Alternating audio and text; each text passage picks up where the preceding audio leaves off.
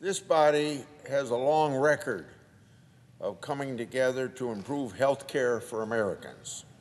In 2003, when I was chairman of the Senate Finance Committee, we worked in a bipartisan manner to establish the Medicare Part D benefit. More recently, I've worked with my colleagues on the Finance Committee on oversight investigations to hold EpiPen manufacturers accountable who were misusing taxpayers' dollars, and insulin manufacturers and PBMs accountable who were unfairly increasing the list price of insulin. We can work together and meaningfully improve health care. This Congress, I've worked with my Democrat colleagues to pass 5 of my bills out of committee on a bipartisan way. These bills will lower drug prices, create more competition, while holding big pharma and PBMs accountable. Unfortunately, the leader hasn't brought any of these bills up for a vote, even though they would easily pass the United States Senate. But this hasn't stopped me from trying to find other ways to help bring down the cost of medications. In 2019, as Finance Committee Chairman, I began a bipartisan committee process with Ranking Member from Oregon to lower the cost of prescription drugs. That bill is entitled Prescription Drug Pricing Reduction Act. We held 3 committee hearings to learn from policymakers and advocates while also holding big pharma and PBMs accountable. We held a committee markup where the bill passed 19-9 on a bipartisan basis. We continued to hold additional negotiations to make improvements in the bill even after it got out of committee. It contains stuff that I liked. It also contains stuff I didn't like. But that's the way we do bipartisan legislating.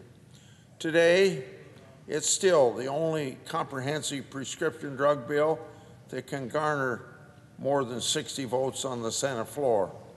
I recently outlined on the floor the bill's details in case the majority party has forgotten. I won't restate every part of my July 20th speech, but here are some of the key bill's highlights. 1, it lowers cost for seniors by $72 billion and saves the taxpayers $95 billion. It establishes out-of-pocket cap, eliminates the donut hole, and redesigns Medicare Part D. 3, it ends taxpayer subsidies to big pharma by capping price increases of Medicare Part B and D drugs at inflation.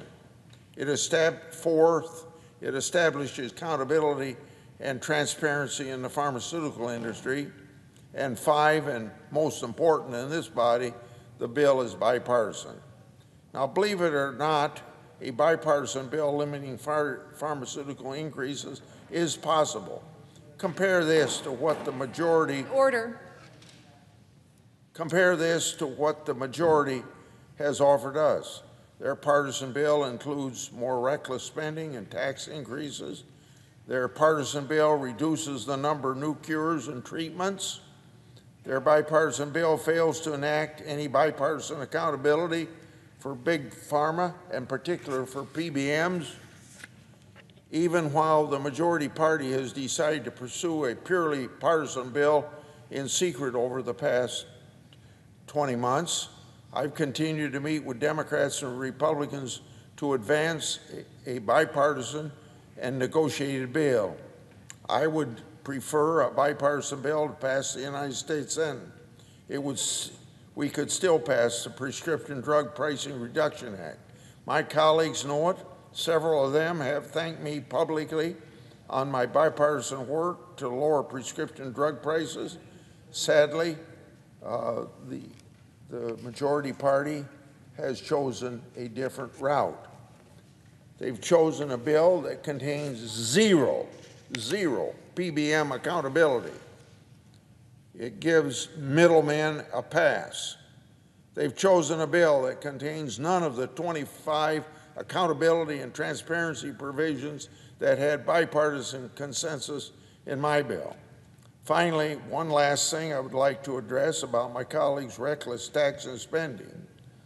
I've heard some of my colleagues on the other side say this bill's prescription drug provision is what I've described today as Grassley Wyden. This is untrue. This is a reckless tax and spending bill. It's not bipartisan, and no reporter should accept or repeat that notion. I oppose the partisan bill because it's a long list of reckless tax increases and spending.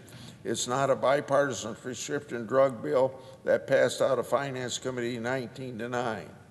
I will file the Prescription Drug Pricing Reduction Act as an amendment today.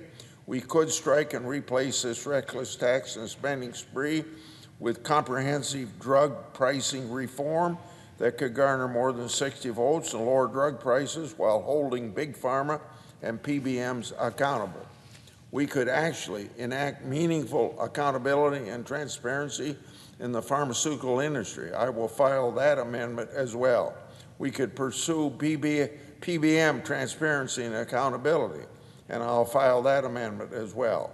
I've said throughout this Congress, I will work with anyone who want to pass the bipartisan negotiated Prescription Drug Pricing Reduction Act.